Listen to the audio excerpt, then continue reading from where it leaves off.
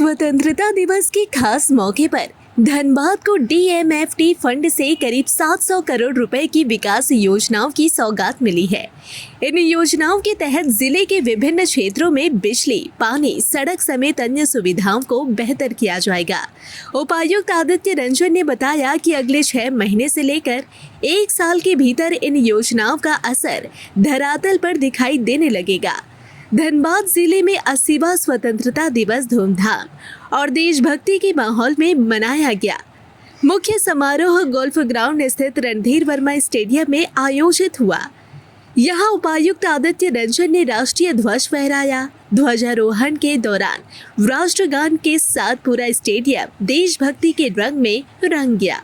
समारोह में वरीय पुलिस अधीक्षक प्रभात कुमार समेत जिले के प्रशासनिक और पुलिस पदाधिकारी, जवान और विभिन्न सुरक्षा बलों के जवान भी मौजूद रहे। ध्वजारोहण के बाद उपायुक्त ने परेड का निरीक्षण किया और जवानों की सलामी ली। अपने संबोधन में डीसी आदित्य रंजन ने जिले में चल रही विकास योजनाओं और सरकार की जन कल्याणकारी योजनाओं की जानकारी दी। उन्होंने धनबाद के विकास और प्रशासन की प्राथमिकताओं के बारे में भी बताया।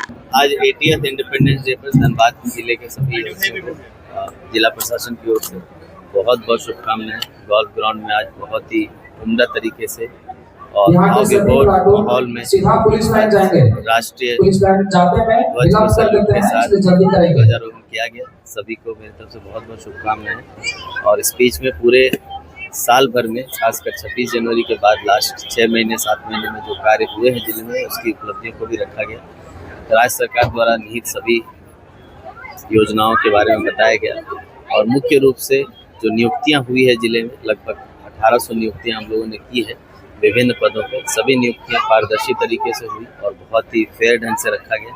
उसके लिए सभी जिले के कर्मियों को, सभी पदाधिकारियों को बहुत बहुत बधाई है। आगे भी हम लोग और नियुक्तियां जिला स्तर पर करेंगे।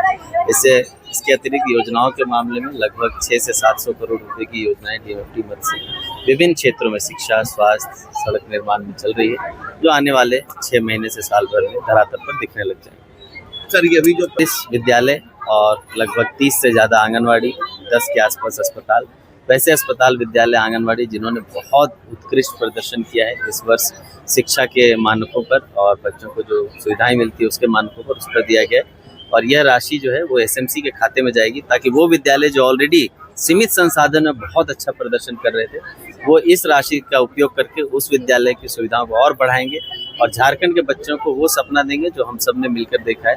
खासकर मुख्यमंत्री सीएम स्कूल ऑफ एक्सेलेंस की अगर हम बात करें तो जो सुविधाएं सीएम स्कूल ऑफ एक्सेलेंस में धनबाद के 3 से 4 विद्यालयों में मिल रही है, हम लोगों का सपना है कि इस मुहिम से और डीएमएफटी के अन्य राशियों से जिले के लगभग 400 से 500 विद्यालय सीएम स्कूल ऑफ एक्सेलेंस के तर्ज पर विकसित होंगे, ताकि बच्चों को सबसे अच्छी शिक्षा की सुविधा और स्वास्थ्य की सुविधा यहाँ के लोगों को मिल सके। कुल 13 के आसपास पुलिस कर्मियों को, खासकर डीएसपी, थाना रैंक के अफसर और खासकर जो पुलिस के विभिन्न सेल में काम कर रहे हैं, साइबर सेल में काम कर रहे हैं, हमारा केस डिस्पोजल में काम कर रहे हैं। इनफैक्ट आप जानते हैं कि राज्य में कई जिलों में ट्रेजरी से निकासी के मामले में किसी तरह की अनियमितता आई थी, धनबाद जिले में नहीं आई। तो वैसे कर्मी जिन लोगों ने काफ़ी उत्कृष्ट कार्य किया है और बिना कहे किया है, ऐसा नहीं है कि पहले ट्रेजरी की चीज़ हो गई उसके बाद ये लोग जो है संभले हैं।